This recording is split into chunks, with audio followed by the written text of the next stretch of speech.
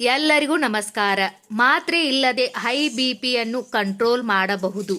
ಆಧುನಿಕ ಯುಗದಲ್ಲಿ ಜನರಿಗೆ ರಕ್ತದೊತ್ತಡ ಹಾಗೂ ಮಧುಮೇಹ ಎನ್ನುವುದು ಸಾಮಾನ್ಯವಾಗಿ ಕಾಡುವಂತಹ ಆರೋಗ್ಯ ಸಮಸ್ಯೆ.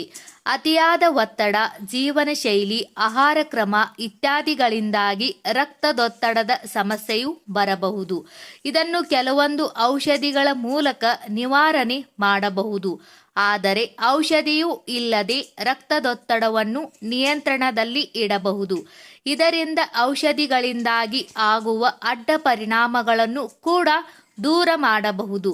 ರಕ್ತದೊತ್ತಡವನ್ನು ಯಾವುದೇ ಔಷಧಿಗಳು ಇಲ್ಲದೆ ನಿವಾರಣೆ ಮಾಡುವುದು ಹೇಗೆ ಎಂದು ನಾವು ಈ ವಿಡಿಯೋದಲ್ಲಿ ತಿಳಿದುಕೊಳ್ಳೋಣ. ಅದಕ್ಕೂ ಮುಂಚೆ ಇನ್ನೂ ಯಾರು ನಮ್ಮ ಚಾನಲನ್ನು ಸಬ್ಸ್ಕ್ರೈಬ್ ಮಾಡಿಲ್ಲ, ಪ್ಲೀಸ್ ಸಬ್ಸ್ಕ್ರೈಬ್ ಮಾಡಿ, ಹಾಗೆ ವಿಡಿಯೋಗೆ ಲೈಕ್ ಮಾಡಿ. ನಿತ್ಯದ ವ್ಯಾಯಾಮ. ನಿತ್ಯವೂ ವ್ಯಾಯಾಮ ಮಾಡಿದರೆ ಅದರಿಂದ ದೇಹದ ಕೊಬ್ಬು ಕರಗಿಸಬಹುದು ಮತ್ತು ಅಧಿಕ ರಕ್ತದೊತ್ತಡ ಕಡಿಮೆ ಮಾಡಬಹುದು. ನಿತ್ಯವೂ 30 ನಿಮಿಷ ಕಾಲ ವ್ಯಾಯಾಮ ಮಾಡಿದರೆ ಅದರಿಂದ ರಕ್ತದೊತ್ತಡವನ್ನು ಕಡಿಮೆ ಮಾಡಬಹುದು. ನಡೆಯುವುದು, ಜಾಗಿಂಗ್, ಸೈಕ್ಲಿಂಗ್, ಈಜು ಮತ್ತು ನೃತ್ಯವು ತುಂಬ ಪರಿಣಾಮಕಾರಿ ಆಗಿರುವುದು. ಧ್ಯಾನ ಮತ್ತು ಒತ್ತಡ ಕಡಿಮೆ ಮಾಡುವಂತಹ ಕೆಲವೊಂದು ವ್ಯಾಯಾಮಗಳನ್ನು ಕೂಡ ಬಳಸಬಹುದು. ಒತ್ತಡ ಕಡಿಮೆ ಮಾಡಿ. ಒತ್ತಡದ ಹಾರ್ಮೋನ್ ಮತ್ತು ಕಾರ್ಟಿಸೋಲ್ ರಕ್ತದೊತ್ತಡವನ್ನು ತಡೆಯುವುದು ಮತ್ತು ಇದರಿಂದಾಗಿ ರಕ್ತದೊತ್ತಡವು ಏರಿಕೆ ಆಗುವುದು. ಅಧಿಕ ತಿನ್ನುವುದು, ನಿದ್ರೆಯ ಕೊರತೆ ಮತ್ತು ಅತಿಯಾದ ಡ್ರಗ್ಸ್ ಹಾಗೂ ಆಲ್ಕೋಹಾಲ್ನಿಂದಾಗಿ ಒತ್ತಡವು ಬರುವುದು. ಧ್ಯಾನದಿಂದ ರಕ್ತದೊತ್ತಡವನ್ನು ಕಡಿಮೆ ಮಾಡಿದರೆ ಒಳ್ಳೆಯದು. ಧೂಮಪಾನ ತ್ಯಜಿಸಿ. ಧೂಮಪಾನದಿಂದಾಗಿ ರಕ್ತದೊತ್ತಡವು ಹೆಚ್ಚಾಗುವುದು. ಇದರಿಂದ ರಕ್ತದೊತ್ತಡದ ಸಮಸ್ಯೆಯು ಇದ್ದರೆ ಆಗ ಧೂಮಪಾನ ಸಂಪೂರ್ಣವಾಗಿ ತ್ಯಜಿಸಬೇಕು. ಧೂಮಪಾನಿಯಾಗಿದ್ದರೆ ಅದರಿಂದ ಹೃದಯದ ಕಾಯಿಲೆ ಅಪಾಯವು ಹೆಚ್ಚು ಮತ್ತು ಇದು ಸಂಪೂರ್ಣ ಆರೋಗ್ಯದ ಮೇಲೆ ಪರಿಣಾಮ ಬೀರುವುದು. ತೂಕ ಇಳಿಸುವುದು. ಅಧಿಕ ರಕ್ತದೊತ್ತಡವನ್ನು ತಡೆಯಲು ಮತ್ತು ನಿಯಂತ್ರಣದಲ್ಲಿ ಇಟ್ಟುಕೊಳ್ಳಲು ಅದರದೇ ಆಗಿರುವಂತಹ ಕೆಲವು ಆಹಾರ ಪದ್ಧತಿಯನ್ನು ಪಾಲಿಸಿಕೊಂಡು ಹೋಗಬೇಕು. ಅಧಿಕ ಕೊಬ್ಬು ಇರುವ, ಸಂಸ್ಕರಿಸಿದ ಮತ್ತು ಸಕ್ಕರೆ ಮತ್ತು ಉಪ್ಪು ಅಧಿಕವಾಗಿ ಇರುವಂತಹ ಆಹಾರಗಳನ್ನು ಕಡೆಗಣಿಸಬೇಕು. ಅದೇ ರೀತಿಯಾಗಿ ಕೆಫೀನ್ ಅಧಿಕವಾಗಿ ಇರುವ ಪಾನೀಯಗಳನ್ನು ಕಡಿಮೆ ಮಾಡಬೇಕು.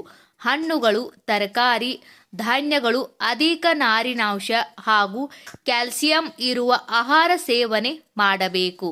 ಹೊಟ್ಟೆಯ ಭಾಗದಲ್ಲಿನ ಬೊಜ್ಜಿನ ಕಡೆಗೆ ಹೆಚ್ಚಿನ ಗಮನ ಹರಿಸಬೇಕು.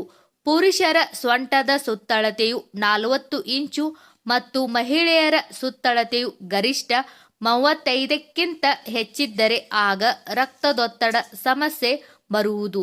ಬೊಜ್ಜು ದೇಹವಿದ್ದರೆ ಅಂತಹವರ ದೇಹದಲ್ಲಿ ರಕ್ತದೊತ್ತಡವು ಸಾಮಾನ್ಯವಾಗಿ ಕಂಡುಬರುವುದು. ಇದಕ್ಕಾಗಿ ತೂಕ ಇಳಿಸಿದರೆ ಪರಿಣಾಮಕಾರಿ ಆಗಿ ರಕ್ತದೊತ್ತಡವನ್ನು ನಿಯಂತ್ರಣದಲ್ಲಿ ಇಟ್ಟುಕೊಳ್ಳಬಹುದು. ಆಲ್ಕೋಹಾಲ್ ಅತಿಯಾಗಿ ಸೇವಿಸಬೇಡಿ. ಆಲ್ಕೋಹಾಲ್ ತುಂಬ ಕಡಿಮೆ ಪ್ರಮಾಣದಲ್ಲಿ ಸೇವನೆ ಮಾಡಬಹುದಾದರೂ ಇದನ್ನು ಅತಿಯಾಗಿ ಸೇವನೆ ಮಾಡಿದರೆ ಅದರಿಂದ ರಕ್ತದೊತ್ತಡದ ಸಮಸ್ಯೆಯು ಹೆಚ್ಚಾಗುವುದು. 65ಕ್ಕಿಂತ ಕೆಳಹರೆಯದವರು ದಿನಕ್ಕೆ 2 ಡ್ರಿಂಕ್ಸ್ ಮತ್ತು 65 ವರ್ಷ ಮೇಲ್ಪಟ್ಟವರು 1 ಡ್ರಿಂಕ್ಸ್ ಸೇವನೆ ಮಾಡಬೇಕು. ಮಹಿಳೆಯರು 1 ಡ್ರಿಂಕ್ಸ್ ಮಾತ್ರ. ಪೊಟ್ಯಾಷಿಯಂ ಇರುವ ಆಹಾರಗಳನ್ನು ಹೆಚ್ಚು ಸೇವಿಸಿ. ಆಹಾರದಲ್ಲಿ ಪೊಟ್ಯಾಷಿಯಂ ಸೇವನೆಯನ್ನು ಹೆಚ್ಚಿಸುವ ಪರಿಣಾಮವಾಗಿ ಅದು ಹೃದಯದ ಬಡಿತವನ್ನು ನಿಯಂತ್ರಿಸುವುದು ಮತ್ತು ಸೋಡಿಯಂ ಪರಿಣಾಮವನ್ನು ಶೂನ್ಯಗೊಳಿಸುವುದು. ನೀವು ಇಂತಹ ಆಹಾರಗಳನ್ನು ಆಹಾರ ಕ್ರಮದಲ್ಲಿ ಸೇರ್ಪಡೆ ಮಾಡುವ ಮೊದಲು ವೈದ್ಯರ ಸಲಹೆ ಪಡೆಯಿರಿ. ಕಿಡ್ನಿ ಸಮಸ್ಯೆಯು ಇರುವ ಜನರು ಪೊಟ್ಯಾಷಿಯಂ ಸೇವನೆ ಕಡಿಮೆ ಮಾಡಬೇಕು. ಪೊಟ್ಯಾಷಿಯಂ ಅಧಿಕವಾಗಿ ಇರುವಂತಹ ಹಣ್ಣುಗಳು ಪಪಾಯಿ, ಕಿತ್ತಳೆ, ಅವಕಾಡೋ ಮತ್ತು ಆಪ್ರಿಕಾಟೋ, ಹಸಿರೆಲೆ ತರಕಾರಿಗಳಾಗಿರುವಂತಹ ಕೇಲ್ ಮತ್ತು ಪಾಲಕದಲ್ಲಿ ಇದರ ಪ್ರಮಾಣವು ಹೆಚ್ಚಾಗಿರುವುದರಿಂದ ಟೂನಾ ಮತ್ತು ಸಾಲ್ಮನ್ ಮೀನಿನಲ್ಲಿ ಇದು ಅಧಿಕ ಮಟ್ಟದಲ್ಲಿದೆ. ಮಧುಮೇಹವನ್ನು ನಿಯಂತ್ರಣದಲ್ಲಿ ಇಟ್ಟುಕೊಳ್ಳಿ. ಮಧುಮೇಹವು ನಿಯಂತ್ರಣದಲ್ಲಿ ಇಲ್ಲದೇ ಇದ್ದರೆ ಅದರಿಂದ ರಕ್ತದೊತ್ತಡವನ್ನು ನಿಯಂತ್ರಣಕ್ಕೆ ತರಲು ಕಷ್ಟವಾಗಬಹುದು. ಇದರಿಂದ ಮಧುಮೇಹವನ್ನು ನಿಯಂತ್ರಣದಲ್ಲಿ ಇಟ್ಟುಕೊಳ್ಳಲು ಪ್ರಯತ್ನಿಸಿ. ಮಧುಮೇಹಕ್ಕೆ ಸರಿಯಾದ ಔಷಧಿ ಹಾಗೂ ಅದನ್ನು ನಿಯಂತ್ರಿಸುವುದು ಹೇಗೆ ಎಂದು ತಿಳಿಯಿರಿ. ಇದರಿಂದ ರಕ್ತದೊತ್ತಡ ಕಡಿಮೆ ಮಾಡಿಕೊಳ್ಳಬಹುದು. ಸೋಡಿಯಂ ಸೇವನೆ ಕಡಿಮೆ ಮಾಡಿ. ರಕ್ತದೊತ್ತಡವು ಇದ್ದರೆ ಆಗ ನಿತ್ಯವೂ 1500 ಮಿಲಿಗ್ರಾಂನಷ್ಟು ಮಾತ್ರ ಸೋಡಿಯಂ ಸೇವನೆ ಮಾಡಬೇಕು. ಸಲಾಡ್ ಮತ್ತು ಇತರ ಆಹಾರಗಳಿಗೆ ಹೆಚ್ಚುವರಿ ಉಪ್ಪು ಹಾಕಲು ಹೋಗಬೇಡಿ. ನಿತ್ಯವೂ 2300 ಮಿಲಿಗ್ರಾಂನಷ್ಟು ಮಾತ್ರ ಸೋಡಿಯಂ ಸೇವನೆ ಮಾಡಬೇಕು. ಆದರೆ ಕೆಲವರು 3400 ಮಿಲಿಗ್ರಾಂನಷ್ಟು ಸೋಡಿಯಂ ಸೇವನೆ ಮಾಡುವವರು. ಲೇಬಲ್ ಓದಿ. ಯಾವುದೇ ಆಹಾರ ಪದಾರ್ಥವನ್ನು ಖರೀದಿ ಮಾಡುತ್ತಲಿದ್ದರೂ ಆಗ ನೀವು ಅಧಿಕ ಸೋಡಿಯಂ, ಸ್ಯಾಚುರೇಟೆಡ್ ಫ್ಯಾಟ್ ಮತ್ತು ಕೊಲೆಸ್ಟ್ರಾಲ್ ಬಗ್ಗೆ ಮಾಹಿತಿ ನೀಡುವವರು ಇದರ ಬಗ್ಗೆ ಗಮನ ಹರಿಸಬೇಕು. ಯಾಕೆಂದರೆ ಅಧಿಕ ರಕ್ತದೊತ್ತಡಕ್ಕೆ ಇದು ಪ್ರಮುಖ ಕಾರಣವಾಗಬಲ್ಲದು. ಸಂಸ್ಕರಿಸಿದ, ಪ್ಯಾಕ್ ಮಾಡಲ್ಪಟ್ಟ ಮತ್ತು ರೆಸ್ಟೋರೆಂಟ್ನಂತಹ ಆಹಾರಗಳಲ್ಲಿ ಅಧಿಕ ಪ್ರಮಾಣದ ಸೋಡಿಯಂ, ಸ್ಯಾಚುರೇಟೆಡ್ ಫ್ಯಾಟ್ ಮತ್ತು ಸೋಡಿಯಂ ಇರುವುದು.